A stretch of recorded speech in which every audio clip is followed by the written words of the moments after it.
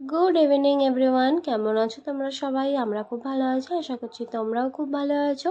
চলে আসলাম আজকে রান্নাঘরে রাতের ডিনারের প্রস্তুতি নিতে। তো আমার ঘরে না একটু চিকেন ছিল। আমরা যখনই চিকেন আনি তখন কিন্তু ওই 1.5 কেজির মতন আনি।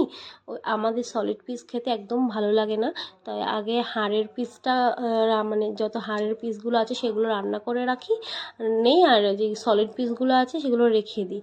তো সেটা কখনো কখনো ওই চাউমিন বলো, স্যান্ডউইচ বলো, বা যে কোনো কিছুতে আমি লাগিয়ে দিই। তো তাই জন্য আজকেও একটু সলিড পিস ছিল, তাই ভাবলাম যে অনেক দিন থেকে চিলি চিকেন খাওয়া হয় না, তো আজকে চলো চিলি চিকেন বানাই। তো আমি বিকালবেলায় কিন্তু চিলি চিকেনটাকে ম্যারিনেট করে রেখে দিয়েছিলাম। একটু ম্যারিনেট করে রাখলে তো বেশ ভালো হয়, জিনিসটা সফট হয়। আর জয়ের নাইট ডিউটি আছে যেহেতু, তাই আমাকে সন্ধ্যাবেলার মধ্যে রান্নাটা করতে হচ্ছে, কারণ 8:30টার মধ্যে আমি ওকে খেতে দেবো, তারপরে ও খেয়ে দিয়ে বেরিয়ে যাবে। তো যাই হোক, আজকের ডিনারে কিন্তু আমাদের হবে ওই রুটি আর চিকেন।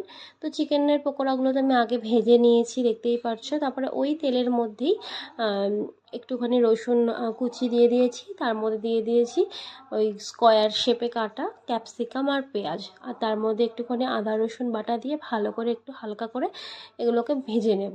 আর তারপরে ওই 3 রকমের সস দিয়ে দেবো, টমেটো সস, সয়া সস আর চিলি সস। তারপরেই একটু নাড়াচাড়া করলেই কিন্তু আমাদের ড্রাই চিলি চিকেন হয়ে যাবে।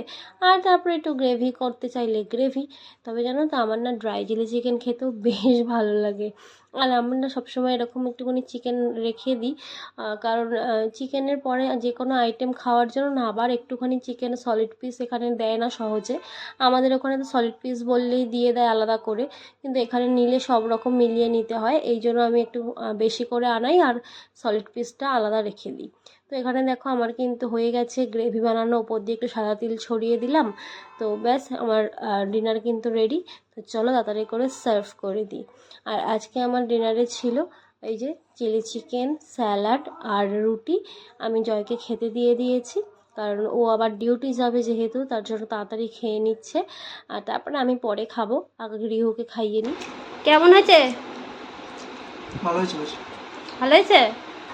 সাথে সাথে দেখো রিহু এখানে খেতে বসেছে বাবার পাশে। যখনই আমরা খাই তখনও রিহু বসে পড়ে। রিহুকে একটু দিয়ে দাও। একটু আগে যদিও চিকেন পকোড়াগুলো একটু খেয়েছিল, একটু হালকা সামান্য। এ নাও বাবাই, ভালো বাবা ভালো।